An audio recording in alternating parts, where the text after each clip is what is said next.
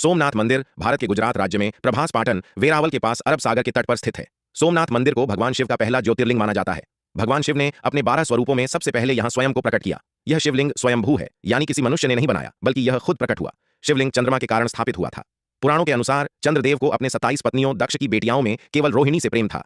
इससे नाराज होकर राजा दक्ष ने चंद्रमा को श्राप दे दिया कि वो क्षीण होता जाएगा। चंद्र ने इस श्राप से बचने के लिए प्रभास क्षेत्र आज का सोमनाथ में भगवान शिव की कठोर तपस्या की। भगवान शिव ने प्रसन्न होकर उसे श्राप से मुक्ति दी। यहीं पर ज्योतिर्लिंग के रूप में प्रकट हो गए और कहलाए सोमनाथ, चंद्र सोम के नाथ स्वामी।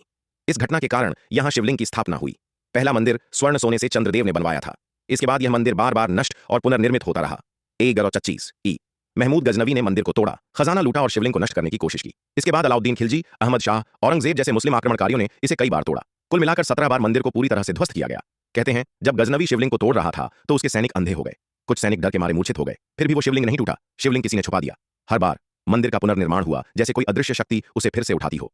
1947 में आजादी के बाद भारत के लौह पुरुष सरदार वल्लभ भाई पटेल ने मंदिर फिर से बनाने का संकल्प लिया। जब मंदिर का पुनर्निर्माण हो रहा था तो खुदाई में पुराने शिवलिंग के अवशेष मिले जो आज भी प्रदर्शित हैं। शिवलिंग जमीन को छुए बिना हवा में झूलता था। सोमनाथ मंदिर की प्राचीन वास्तुकला इतनी अद्भुत थी कि उसमें एक विशाल चुंबकीय पत्थर मंदिर की छत और आधार के बीच रखा गया था। उसके कारण मुख्य शिवलिंग हवा में स्थिर रहता था, वह किसी भी सतह से नहीं छूता था। अरब यात्री अल-बरूनी और मुस्लिम इतिहासकारों ने लिखा है कि मंदिर का शिवलिंग अद्भुत था। वह जमीन से ऊपर हवा में तैरता था जैसे कोई जादू हो।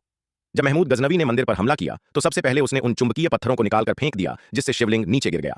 सोमनाथ मंदिर के पहले कुछ संस्करण पूरी तरह सोने, चांदी, हीरे और रत्नों से बनाए गए थे।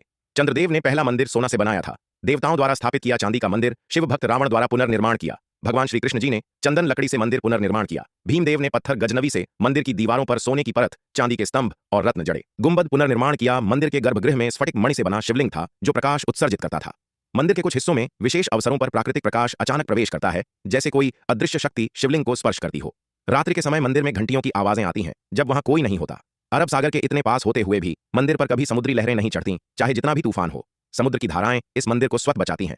मंदिर एक विशेष ज्यामितीय स्थान पर बना है जिसे कहते हैं त्रिकोण तीर्थ। त्रिवेणी संगम, सरस्वती, हिरण्य, कपिला नदियों का संगम मंदिर के सामने एक पट्टिका पर लिखा है। इस मंदिर की सीधी रेखा में दक्षिण ध्रुव तक कोई भूमि नहीं है, यानी मंदिर से दक्षिण दिशा में सीधी रेखा में हजारों किलोमीटर तक केवल जल ही जल है। आकाशीय गणना और ऊर्जा केंद्रों पर आधारित है।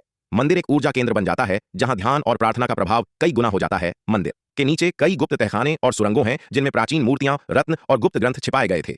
आज भी पुरातत्व विभाग ने मंदिर के गर्भगृह के नीचे खुदाई की अनुमति नहीं दी है, क्योंकि वह स्थल दिव्य माना जाता है। जहां शिव हैं वहां संकट नहीं टिकता और जहां सोमनाथ हैं वहां विनाश नहीं टिकता। सोमनाथ भगवान शिव पर विश्वास है तो वीडियो को लाइक, सब्सक्राइब जरूर करें, शेयर करना ना भूले। जय सोमनाथ, जय भोलेनाथ।